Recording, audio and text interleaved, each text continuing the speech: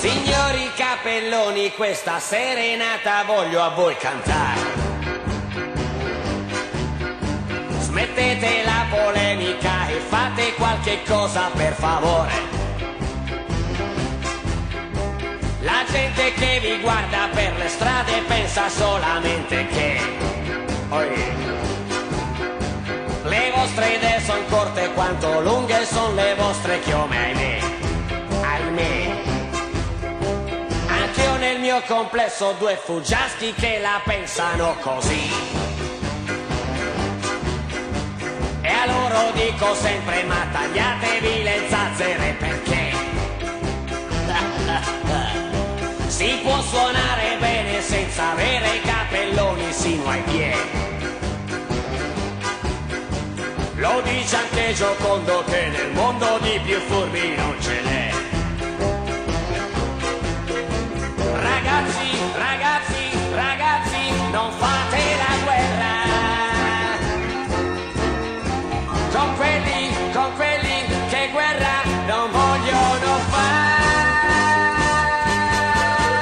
Se questa serenata che vi canto non vorrete più ascoltare, lasciate che vi dica quello che secondo me dovreste fare. Cercate di creare qualche stile che nessuno ha fatto già. Vedrete che saremo ancora i primi come nell'antichità. Inglesi, francesi, normanni, ci han dato qualcosa.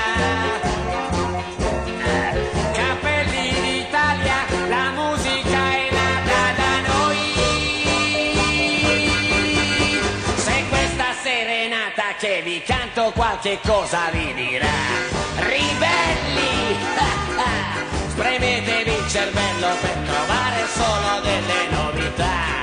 Fuggiaschi, yeah, smettiamo di seguire quelle impronte che non sono adatte a noi.